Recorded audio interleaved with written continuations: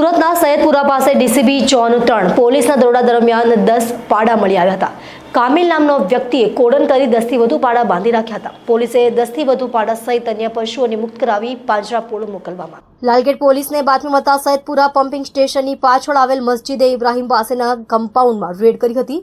પોલીસે રેડ દરમિયાન કમ્પાઉન્ડમાં ગેરકાયદેસર રીતે બાંધી રાખેલા 10 જેટલા પાડા પાડી ભેંસ સહિત અન્ય પશુઓને કતલખાને લઈ જવાય તે પહેલા મુક્ત કરાવ્યા હતા। આ પશુઓનું દલાલ મારફતે વેચાણ કરનાર આરોપીની ધરપકડ કરી હતી। પોલીસે મુક્ત કરેલા પશુઓને પાંજરાપોળ મોકલવામાં આવ્યા છે। લાલગેટ પોલીસ સૂત્રો દ્વારા મળતી માહિતી મુજબ લાલગેટ પોલીસને બાતમી મળી હતી કે કામિલ નામનો શખ્સ સૈયદપુરા પમ્પિંગ સ્ટેશનની પાછળ આવેલ મસ્જિદે ઇબ્રાહીમ પાસે એક કમ્પાઉન્ડમાં ગેરકાયદેસર રીતે 10થી વધુ પશુઓને બાંધી રાખ્યા છે। આ પશુઓને રાત્રિ દરમિયાન કતલખાને મોકલવામાં આવનાર છે। બાતમીના આધારે પોલીસે અલગ અલગ ટીમો બનાવી રેડ કરી હતી। રેડ દરમિયાન પોલીસે 10 જેટલા પાડા પાડી ભેંસ સહિત અન્ય પશુઓ મળી આવ્યા હતા। રેડ દરમિયાન હાજર કામિલ યુનુસભાઈ સોપારીવાલાની ધરપકડ કરી હતી।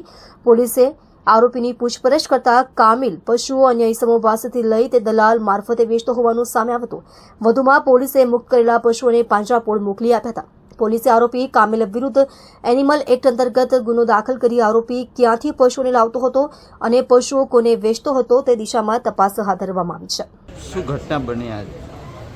પોલીસને એક બાતમી મળેલ હતી કે સૈયદપુરા પમ્પિંગ સ્ટેશનની પાછળ એક કામિલ કરીને વ્યક્તિ છે એ બહારથી પશુઓ લાવે છે અને એની કતલખાને એનું વેચાણ કરે છે। તો આ બાતમીના આધારે આજે ઝોન 3ની ટીમ અને લાલગેટ પોલીસ સ્ટેશનની ટીમ દ્વારા એની અહીંયા રેડ કરવામાં આવતા આપ જોઈ શકો છો એ પ્રમાણે ઘણા બધા પશુઓને એણે બાંધેલા છે।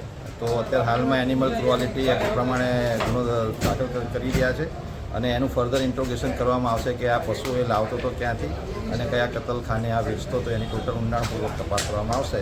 પોલીસે આજે આ જીવદયા માટેનું એક સરસ કામગીરી પોલીસ દ્વારા થઈ રહી છે, જેમાં તમામ પશુઓને અહીંયાથી મુક્ત કરવામાં આવશે અને પાંજરાપોળમાં મોકલવામાં આવશે અને કાયદેસરની કાર્યવાહી હાથ ધરવામાં આવશે।